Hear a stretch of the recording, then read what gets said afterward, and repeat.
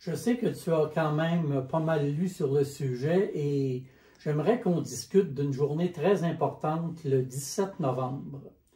Quand on regarde l'impact incroyable que la Société théosophique a eu sur le monde, il est difficile d'imaginer que tout ça a commencé avec Mme Blavatsky, qu'on appelle HPB, le colonel Olcott, que ça se soit passé dans leur petit appartement qu'ils appelaient la masserie et que les discussions autour d'une table étaient déjà rapportées dans les journaux. Oui, Mme Blavatsky fascinait les journalistes américains. Mais effectivement, Olcott et HPB partageaient un appartement dans Manhattan, donc qui était une petite ville à côté de New York à ce moment-là. Et ils faisaient salon, donc ils recevaient des gens régulièrement. À une de ces rencontres-là, qui était en septembre 1875, il y a eu une présentation d'un monsieur Feld qui a vraiment enthousiasmé Olcott. Alors, il a passé un petit mot à Blavatsky en disant « Écoute, est-ce qu'on pourrait former une société? » Puis, elle a acquiescé, elle était d'accord. Donc, Olcott s'est levé d'un élan, semble-t-il, c'est ce qu'il rapporte. Puis là, il a proposé aux gens de former une société qui serait un noyau autour duquel pourraient se réunir toutes les personnes éclairées et courageuses, c'est les mots qu'il a utilisés à l'époque, qui sont disposées à travailler à l'acquisition ou à la diffusion de la connaissance, de la vraie connaissance. Son plan, je pense, c'était, selon ce qu'il rapporte, de former, d'abord une bibliothèque, de ramasser autour d'eux tous les livres possibles, particulièrement les livres qui ont attrait au secret de la nature. Il était très intéressé à ce moment-là à la philosophie, la religion chaldéenne et la religion égyptienne aussi. Donc, c'était ça au départ son pivot. Et lui, il trouvait que les savants de l'époque, donc les chercheurs de l'époque, étaient ignorants de tout ça, puis il voulait mettre cet enseignement-là à leur disposition.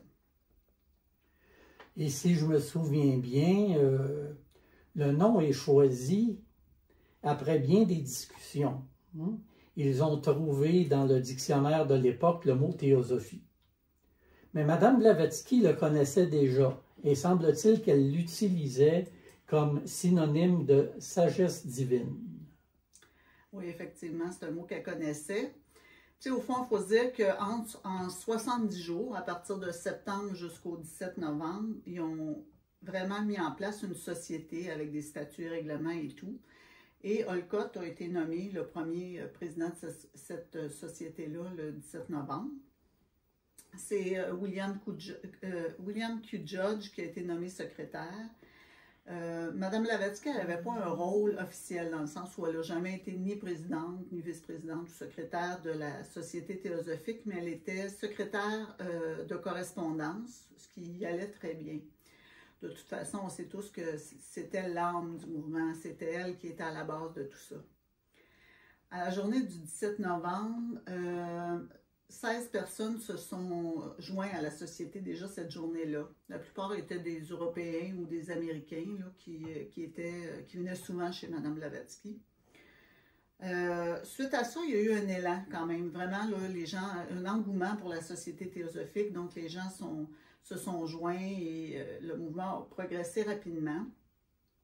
Puis comme beaucoup de mouvements, ben, après ça, il y a eu une chute tellement grande qu'à la fin, ils se sont retrouvés trois finalement à rester dans la Société théosophique. Il y avait William Q. Judge, qui lui-même, lui, a dû quitter parce qu'il y avait des affaires familiales à l'extérieur du pays à régler. Donc, il est resté en bout de ligne HPB et Olcott, et comme ils l'ont souvent dit en riant, ben, le chandelier au-dessus de leur tête, qui était comme leur troisième membre de leur noyau. Puis, on raconte aussi qu'au début, la fraternité ne faisait pas vraiment partie de leurs préoccupations, car ils étaient tous issus de la même communauté intellectuelle, du même milieu. C'est quand la Société théosophique a commencé à intéresser des gens de différentes nationalités, différents groupes ethniques, qu'il est apparu évident que la fraternité devait être le pilier de la Société théosophique.